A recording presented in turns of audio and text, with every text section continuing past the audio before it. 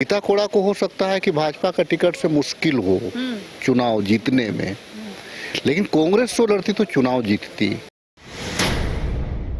कुछ लोगों को उनके पास चूंकि कैंडिडेट नहीं है तो हमारे कैंडिडेट को चुरा करके ले जाते।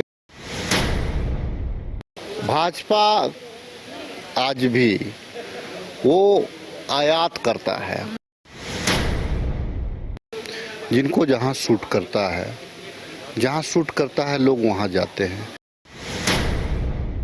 जो कांग्रेस को तोड़ना चाहते हैं, जो कांग्रेस में रह करके भाजपा का काम करना चाहते हैं। भाजपा में ये ऊपर ऊपर की राजनीति होती है, ब्यूरोक्रेट्स की राजनीति होती है। आगामी लोकसभा चुनाव को लेकर कांग्रेस पूरे तरीके से रेस हो चुकी है, लेकिन कांग्रेस ने अभी तक उम्मीदवारों की घोषणा नहीं की है। साथ ही ये माना जा रहा है कि गीता कोड़ा ने तो बीजेपी का दामन थाम लिया है, लेकिन आने वाले समय में ये भी कहा जा रहा है कि झरिया विधायक पूर्णिमा नीरज सिंह भी बीजेपी का दामन थामेगी। इस वक्त इसी पर बातचीत करने के लिए हमारे साथ मौजूद है खिजड़ी विधायक राजेश कच्छप। बातचीत करेंगे। ये खबरें सामने आ रही है कि शायद झरिया विधायक पूर्णिमा नीरज सिंह बीजेपी का दामन थाम सकती है, क्योंकि बीजेपी की ओर से 11 लोकसभा क्षेत्रों के लिए उम्मीदवारों की घोषणा तो कर दी गई है, 3 लोकसभा क्षेत्रों के लिए घोषणा नहीं की गई है, एक धनबाद, चतरा और गिरिडीह। और ये माना जा रहा है कि धनबाद से पूर्णिमा नीरज सिंह को आगे बीजेपी कर सकती है। देखिए, एक चीज है, राजनीति में दरवाजे कभी बंद नहीं होते हैं। जिनको जहां सूट करता है लोग वहां जाते हैं। राजनीति एक विचारधारा का रास्ता है। आप जैसे सोचते हैं, आप जैसे विचार रखते हैं, अगर आपके विचारों अनुरूप कोई पार्टी अगर उस नक्शे कदम पे चलती है तो आप उसमें जाना पसंद करेंगे। गीता कोड़ा का जाना कांग्रेस के लिए एक क्षति है, मैं मानता हूँ इस चीज़ को, लेकिन गीता कोड़ा जी कांग्रेस आइडियोलॉजी से चुनाव जीत करके आई थी। उनको भाजपा में जाने से उनको नुकसान है। भाजपा में गीता कोड़ा को नुकसान होगा, क्योंकि वहाँ का मेंटालिटी जो रहा है वो गठबंधन का मेंटालिटी रहा है। ठीक है, वो हो सकता है कि प्रदेश लीडरशिप है हमारा, उससे नाराज होकर के गई है, लेकिन हमारा कहना है कि घर को छोड़ा नहीं जाता है। घर में अगर कुछ गलत हो रहा है तो उसके लिए घर में लड़ा जाता है। गीता कोड़ा जी एक सम्मानित हमारी सांसद थी, 2 बार की एमएलए थी, एक कद्दावर नेता थी हमारे कोल्हान की, कांग्रेस पार्टी का एक स्तंभ थी। लेकिन इसका मतलब ये नहीं कि हमारे पास वहाँ कार्यकर्ता नहीं है। हमारी वो लीडर थी। कार्यकर्ता तो आज भी हमारे पास में, इसीलिए तो मैं कह रहा हूँ कि गीता कोड़ा को हो सकता है कि भाजपा का टिकट से मुश्किल हो चुनाव जीतने में, लेकिन कांग्रेस तो लड़ती तो चुनाव जीतती। आप धनबाद के बारे में कह रहे हैं, मैं कहना चाहता हूं कि जिनको जहां पे मन है, देखिए भाजपा आज भी वो आयात करता है और हम निर्यात करते हैं। वो आयात करता है, हमारे जो कुछ लोगों को उनके पास चूंकि कैंडिडेट नहीं है तो हमारे कैंडिडेट को चुरा करके ले जाते हैं। देखिए, एक चीज है कि चूंकि कांग्रेस की आइडियोलॉजी एक जमीनी धरातल से है, यहाँ पे लोग लड़ते हैं नीचे लेवल पे, गांव घर मोहल्ला टोला आम जनों के लिए लड़ते हैं। भाजपा में ये ऊपर ऊपर की राजनीति होती है, ब्यूरोक्रेट्स की राजनीति होती है, वो आपको व्यवसायियों की राजनीति होती है, ग्राउंड लेवल की राजनीति नहीं होता है। कांग्रेस की विचारधारा आपको नहीं लगता है कि नेता नहीं समझ पा रहे हैं, या आपके विधायक, आपके सांसद ही नहीं समझ पा रहे हैं कि आखिर कांग्रेस की विचारधारा है क्या? देखिए, प्रदेश झारखंड प्रदेश में भी आज शीर्ष पे भी बैठे हुए जो लोग हैं, जो दिल्ली दरबार में जाते हैं और दिल्ली में कुछ अपनी बातों को रखते हैं, बहुत सारे ऐसे लोग हैं। क्योंकि हम लोग देखिए सच्चे कांग्रेस पार्टी से हम लोग ताल्लुक़ रखते हैं और कांग्रेस का हित चाहते हैं और कांग्रेस का भला चाहते हैं। जीवन मरण हम लोगों का कांग्रेस में है, इसी का फायदा लोग उठाते हैं। जो कांग्रेस के आधा अधूरा रहते हैं उसी का फायदा हम लोगों के साथ, इसी का बार्गेनिंग, क्योंकि हम लोग तो कहीं जा नहीं सकते हैं, हम लोगों को कांग्रेस में ही रहना है। मतलब आप कांग्रेस में ही रहिएगा? निश्चित तौर से मैं कांग्रेस में ही रहूंगा और हम लोग कहीं बाहर नहीं जा सकते। तो इसका फायदा जो है कि आधा आधा रहते हैं। तो आज स्टेट लीडरशिप में भी कुछ लोग ऐसे हैं जो कांग्रेस को तोड़ना चाहते हैं, जो कांग्रेस में रह करके भाजपा का काम करना चाहते हैं। तो इस परिस्थिति में आरएसएस माइंडेड का लोग अगर बैठे होंगे कांग्रेस में, तो जाहिर सी बात है कि विधायकों को तवज्जो नहीं मिलेगा, सांसदों को तवज्जो नहीं मिलेगा। तो एक कहावत है कि मरता क्या ना करता और डूबते को तिनका का सहारा, ये कहावत चरितार्थ होता है। लेकिन चूंकि हम लोग जो हैं, बहुत सारे हमारे विचारधारा राजेश कश्यप के विचारधारा के नहीं है कि मरते दम तक यहीं रहना है, ये विचारधारा के हर कोई नहीं है। हम निश्चित तौर से अगर कोई आज दुमका में बाबूलाल मरांडी जी ने हमारे कुछ जिलाध्यक्षों को जामताड़ा में ज्वाइन कराया, वो जिलाध्यक्ष तो पूर्व से ही वो सबको टिकट तो नहीं मिल सकता है ना पार्टी का। अगर आप संगठन में है, जिला अध्यक्ष हैं, तो आपको संघर्ष करना चाहिए। कल्पना सोरेन गिरिडीह से अपनी सक्रिय राजनीति की शुरुआत की है, क्या लगता है क्या असर होगा लोकसभा में? क्योंकि जिस तरीके से वो दहाड़ रही है और सिर्फ यही बोल रही है कि षड्यंत्र के तहत हेमंत सोरेन को जेल भेजा गया है। एक एक आंसू का जवाब दिया जाएगा।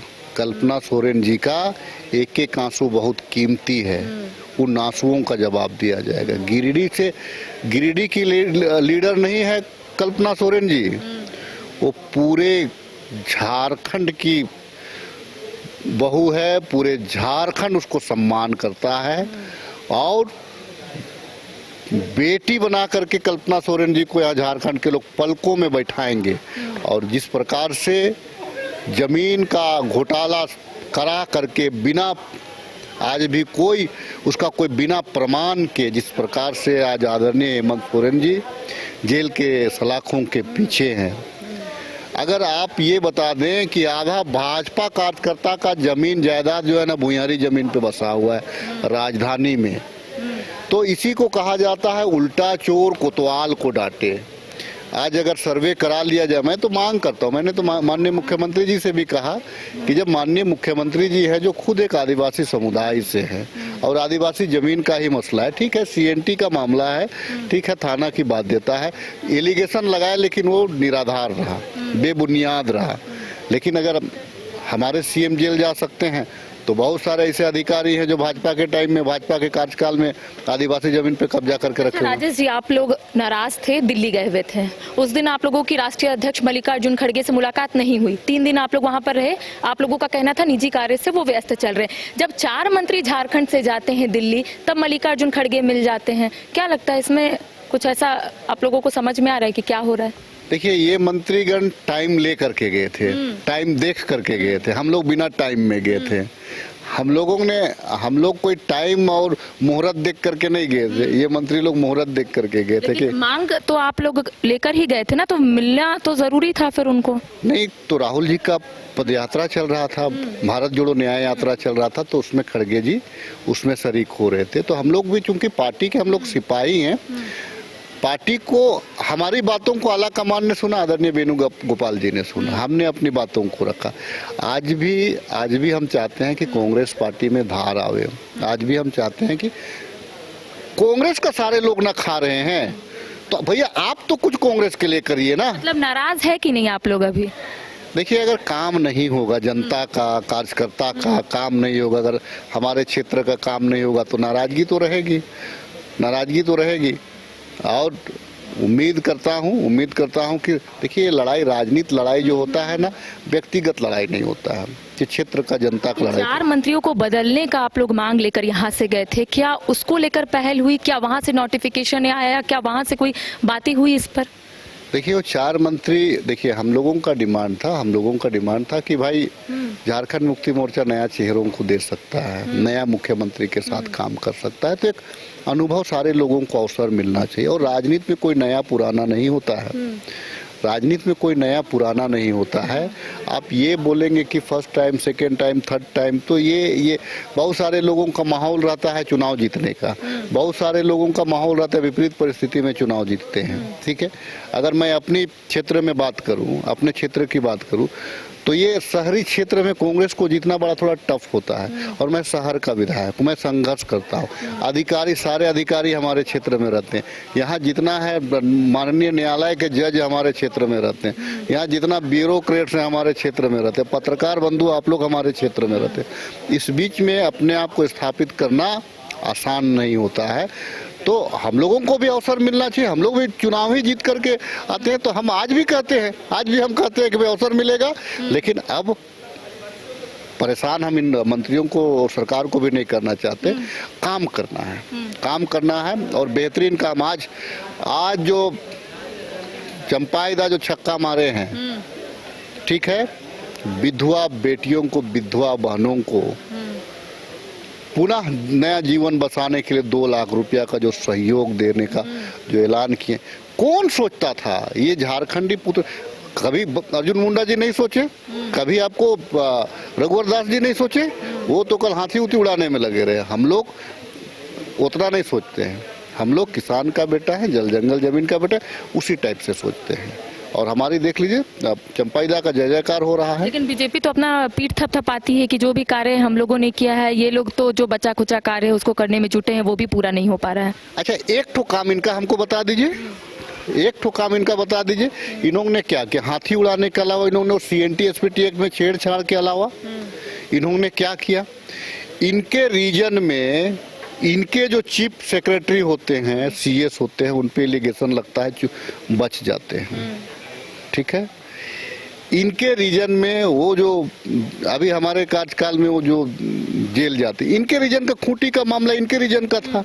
हमारे कार्यकाल का वो नहीं था।